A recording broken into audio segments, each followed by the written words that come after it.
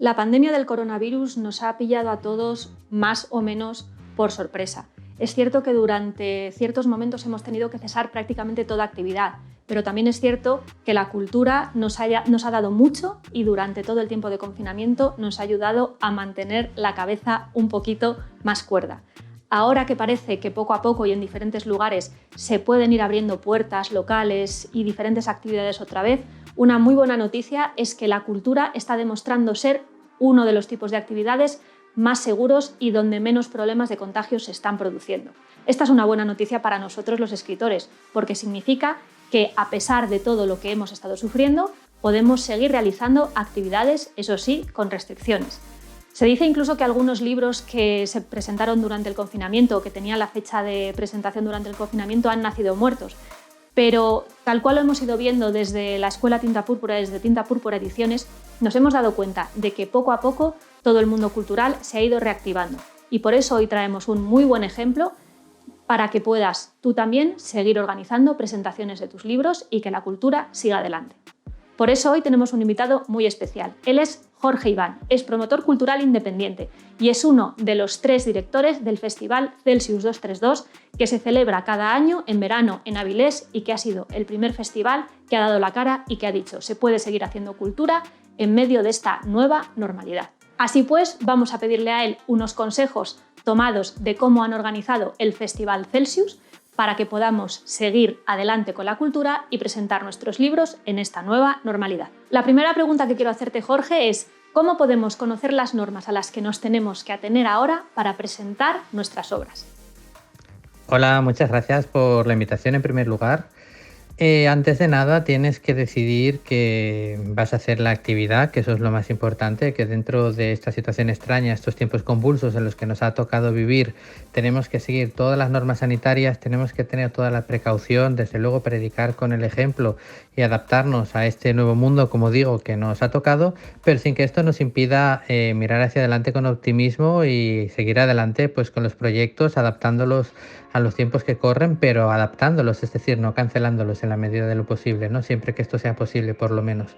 Las normas es lo primero que hay que conocer y aunque las normas son bastante cambiantes, porque a medida que la realidad también va cambiando, pues las normas se van adaptando y a veces también da la sensación de que hacen prueba o error, generalmente es bastante sencillo conocerlas, las de carácter general, porque estamos todos al tanto, pero en cualquier caso, tanto estas como las específicas, porque hay boletines oficiales del Estado donde todo está perfectamente recogido y donde está todo perfectamente señalado, y por otro lado porque no es muy difícil contactar con alguien que haya desarrollado algún tipo de actividad si esta fuera necesario y te cuente su experiencia, porque muchas veces las normas pues reflejan cosas de uso general, pero luego a la hora de realizarlo pues te vas dando cuenta también de cómo es la mejor manera de aplicarlas, así que yo recomiendo las dos cosas, ¿no? Por un lado, que desde luego miren estos boletines y se aprendan de memoria todas y cada una de las normas que van a tener que seguir y cómo van a tener que presentar sus planes de actuación, y por otro lado, pues que también hablen con alguien que ya haya podido desarrollar o llevar a cabo alguna actividad similar y se lancen a hablar con él y a seguir sus consejos o por lo menos escucharlos para luego poder seguirlos o no. ¿Qué hicisteis vosotros y qué recomendáis hacer para asegurarnos de que el riesgo de contagio y de rebrote se minimice? Una vez sigues todas las normas, ya se supone que has minimizado al máximo el riesgo de que pueda haber un contagio o un posible rebrote. Luego hablaremos probablemente de la trazabilidad y de cómo actuar en caso de que esto se produzca, porque se puede producir un rebrote con independencia de que haya o no un festival, y por tanto habiendo un festival, un evento o unas firmas, claro que se puede reproducir. Pero una vez ya has minimizado los riesgos siguiendo las normas, yo luego recomiendo pensar qué puedo hacer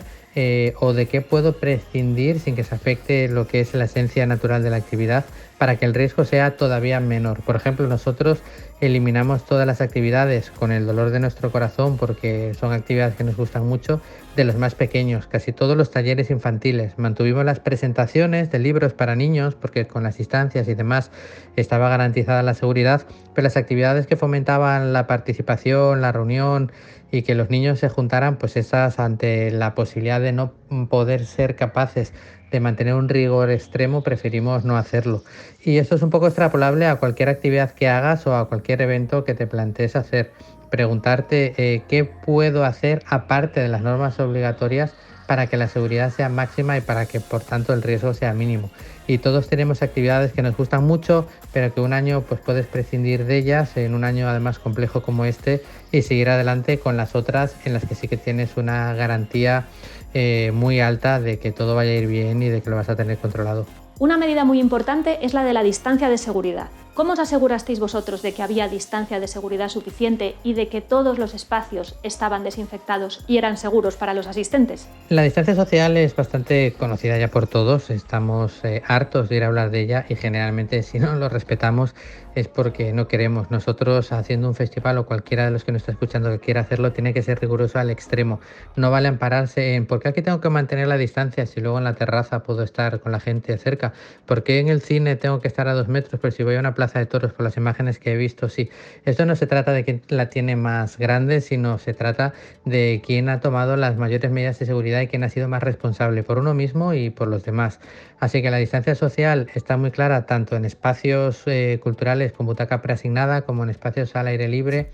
y hay que respetarla. Nosotros pues lo hicimos manteniendo la norma básica de medir y colocar y luego tener gente que estuviera controlando que la gente no cogiera las sillas y se juntara. Evidentemente cuando hay flujos de gente grande pues va a haber momentos en los que te cruzas con alguien, es inevitable, te pasa por la calle en todo momento. Se trata de hacer que sean los mínimos posibles, que en esos cruces que haya pues la gente lleve su mascarilla y la distancia social es algo que tuvimos que tener muy en cuenta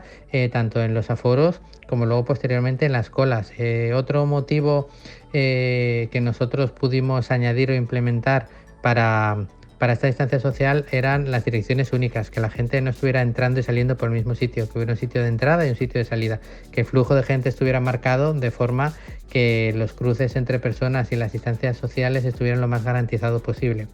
Algo que también está muy controlado son los aforos, que tienen mucho también que ver con la distancia de seguridad. ¿Cómo podemos informarnos del aforo que tenemos ahora en diferentes centros culturales y espacios para poder presentar nuestros libros? Sí, como bien dices, el aforo está muy relacionado con la distancia social que hay que garantizar, porque aunque hicieron una norma específica que dice que en espacios culturales con butaca preasignada se podrá tener el 50% o creo que incluso un poco más, al final de estas nuevas normas te dice que todo esto no tiene carácter superior a las normas de obligado cumplimiento de carácter general entre las que está lo de la distancia de 1,5 metros. Es decir, tú sí podrías tener una butaca sí, una butaca no, una butaca sí, una butaca no, pongamos en un auditorio, siempre y cuando entre esas dos butacas que sí que hubiera juntas hubiera 1,5 metros. Como no lo hay, pues al final lo que haces es una butaca sí y dos no, con lo cual no tienes el 50%. Podrías tenerlo si el espacio fuera tan enorme como para que se garantizara igualmente el 1,5 metros. Es decir, al final el aforo va a quedar delimitado por este 1,5 metros. Cuando se hagan actividades en sitios públicos, estos ya van a tener seguramente sus protocolos y ya le van a decir a cualquiera que quiera desarrollar la actividad cuántas butacas puede usar, cuál es el aforo permitido, y solo hay que adaptarse. Y si uno quiere organizar una actividad en un espacio que habitualmente no lo realice, pues con volver a hacer lo que decíamos al principio, de mirarse las normativas y respetarlas, pues todo quedará garantizado. Nosotros, para que os hagáis una idea, de un auditorio que puede tener unas 600 butacas, pues nos hemos quedado en unas 133.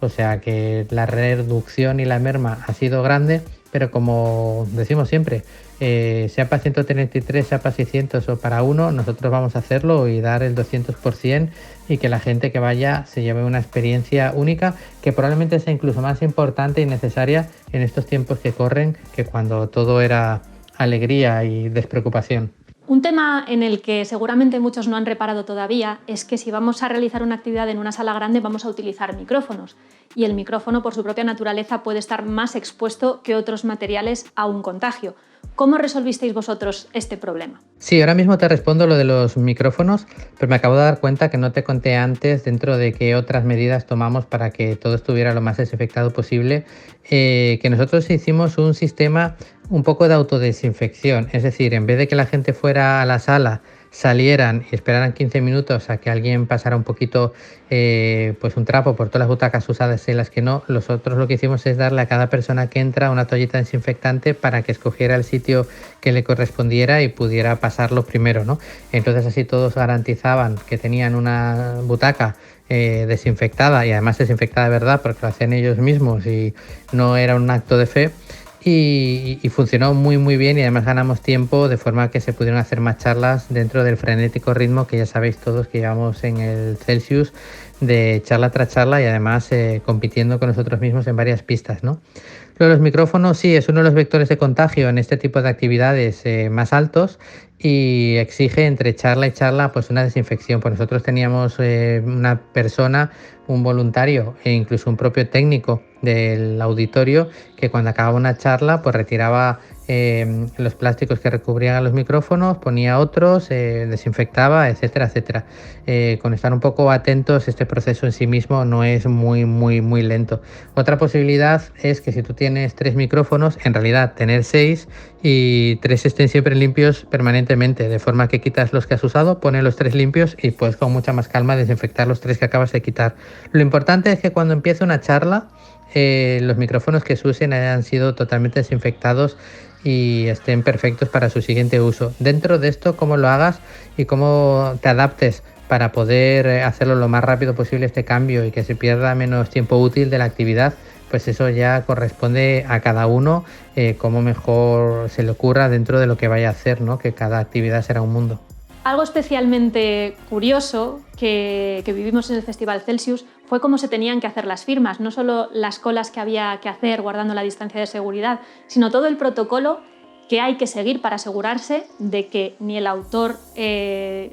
expone a contagiarte, ni tampoco te llevas algo, digamos, del lector anterior. Había que utilizar guantes, mamparas, desinfectantes. ¿Puedes explicarnos un poco cómo es este protocolo para que las firmas de los libros sean seguras? En las firmas hay un protocolo básico también marcado que la gente puede leer sin mucho problema, pero nosotros la verdad que decidimos elevar un poco todavía más de motu propio pues esta seguridad. Aparte de la mampara, que evidentemente sí era obligatoria para separar autor de firmas, y la distancia, como bien decías, de 1,5 metros entre al que le están firmando y el siguiente, y el siguiente, y el siguiente. Nosotros decidimos que hubiera un voluntario que cogiera el libro, lo desinfectara, lo mismo con el boli, lo utilizara el autor y se volviera a repetir el proceso antes de darle el libro al aficionado o al lector, ¿no? Y esto todas las veces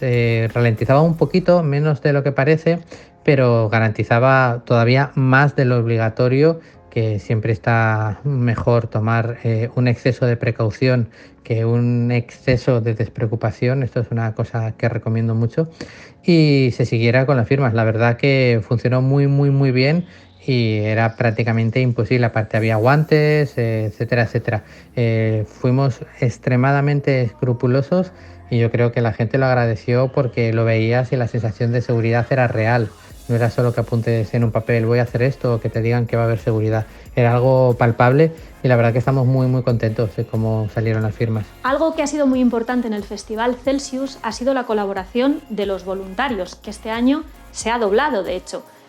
Quería preguntarte también qué papel han cumplido estos voluntarios y hasta qué punto se puede trasladar esta idea también a actividades más pequeñas, aunque sea únicamente pensando en un amigo que te ayude, por ejemplo, a que todos los asistentes a tu presentación se desinfecten las manos antes de entrar o puedan limpiar un poquito el asiento. ¿Cómo lo trasladarías? Todos los que veíamos de mi edad, claro, el maravilloso, mítico e irrepetible programa de la bola de cristal, recordaremos el mantra de solo no puedes, con amigos sí. Entonces esto funciona siempre, no hay nada mejor en el caso que decías, aunque solo sea un amigo que te eche una mano, que alguien que sabes que lo está haciendo precisamente también por amistad, ¿no? Que cuando todo lo demás falla, sigue siendo amigo y entonces te va a echar un cable. Y nuestros voluntarios han sido extraordinarios y en el Celsius han tenido un papel esencial. Sin ellos no se hubiera podido hacer, como ninguna actividad ahora mismo se puede realizar sin un montón de personas que velen por el cumplimiento estricto de las normas planteadas, porque las normas no se trata solo de apuntarlas en un papel o de mandarlo a sanidad dentro de tu plan de autoprotección, sino de llevarlas a cabo efectivamente y correctamente, ¿no? Hemos tenido la suerte de tener muchos voluntarios más que otros años, porque eran más necesarios que otros años, y todos ellos han dado un nivel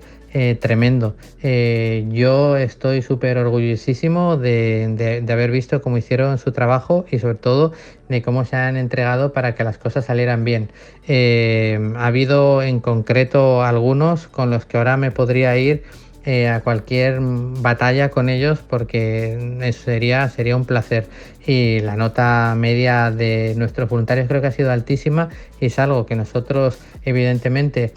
nos ha beneficiado como organización, pero sobre todo de esto se ha beneficiado el público asistente, que tener a gente pues trabajando, dándolo todo y siempre con una sonrisa es fundamental y parte indisociable de lo bien que han salido las cosas este año en el Celsius. También es muy importante asegurarse de que si se ha dado una situación de riesgo, y claro, evidentemente no lo vamos a saber en el mismo momento, sino que se sabrá al cabo de unos días o incluso más de una semana, podamos llevar un control de qué personas han asistido a ese evento. ¿Cómo lo hicisteis vosotros y qué método recomendáis a la gente que presente su libro, pues para asegurarse de que si hubiera algún problema puedan estar todos avisados? El tema de la trazabilidad es obligatorio. Tú tienes que tener un registro de qué personas han ido, por si surge algún rebrote, poder ver quién ha estado en contacto cercano con esa persona. Nosotros lo que decidimos es, en todos los lugares donde la gente accedía a escuchar alguna charla o participar en alguna actividad, que hubiera un código QR que leyeran con su móvil y donde quedara registrado a qué hora entraban y luego cuándo salían, y pues luego nada, era muy fácil cuadrar datos. Luego tienes que analizar los casos pequeños, tipo, ¿y qué pasa si alguien no tiene móvil y no tiene para leer el código QR? Bueno, pues ahí tienes para apuntarlo en una hoja y un papel todos sus datos y cogerlos. De todas formas, este método es uno, pero hay muchísimos. Ya hay programas online que puedes descargarte y utilizar y que han nacido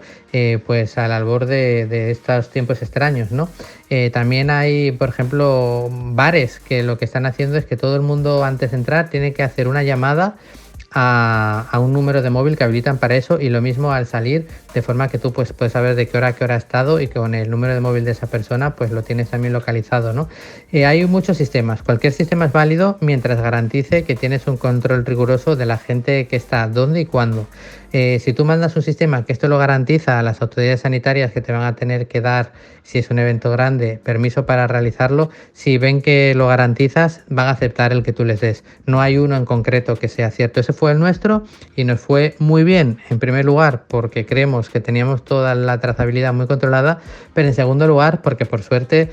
no hubo falta y no hubo ningún rebrote, que esto es algo que era esencial, era fundamental y que nos pone muy muy contentos. Hasta que no pasaron los 15 días y no hubo ningún rebrote, nosotros estábamos contentos por cómo había salido el Celsius, pero no habíamos todavía cantado victoria ni lo habíamos celebrado como se merece. Luego sí, por supuesto ya lo hicimos. Aunque al final no ha habido ningún problema relacionado con brotes ni con contagios,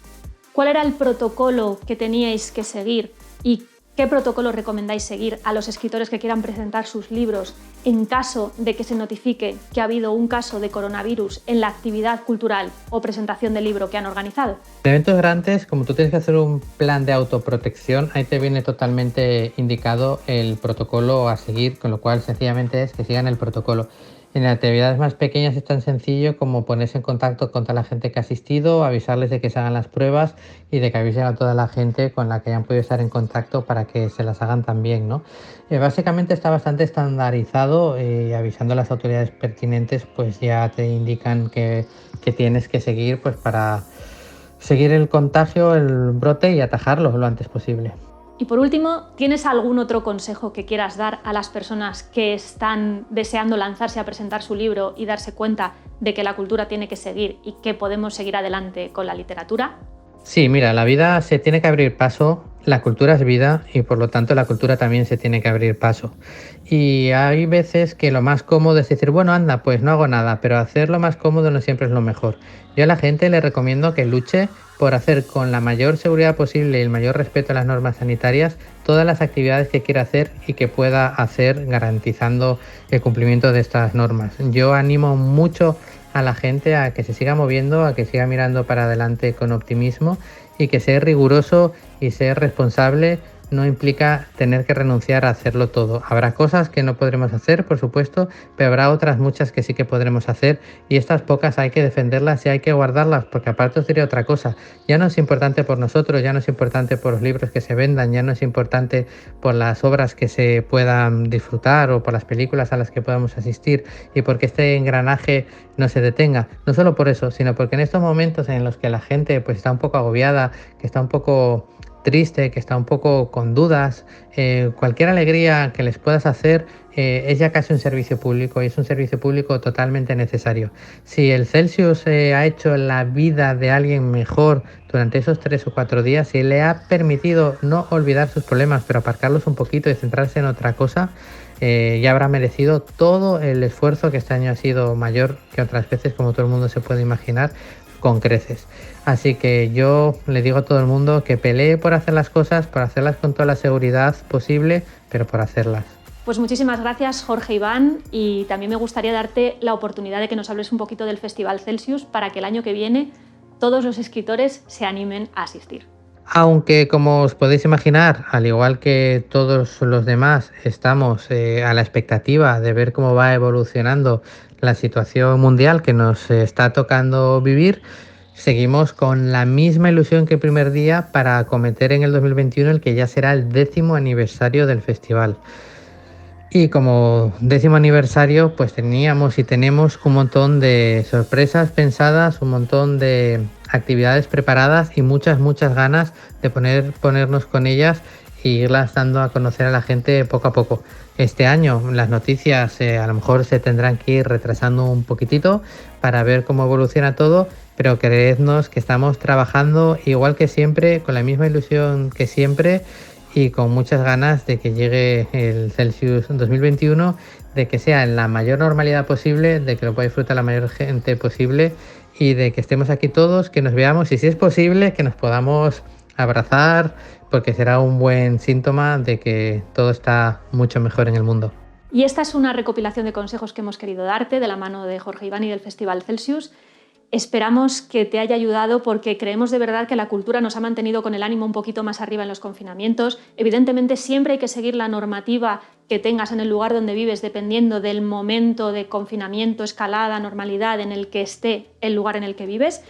Pero creemos que es importante recordar esto: la cultura sigue adelante, tú debes seguir adelante como escritor, sigue con tus presentaciones, sigue escribiendo, que siga la cultura y sigamos todos adelante.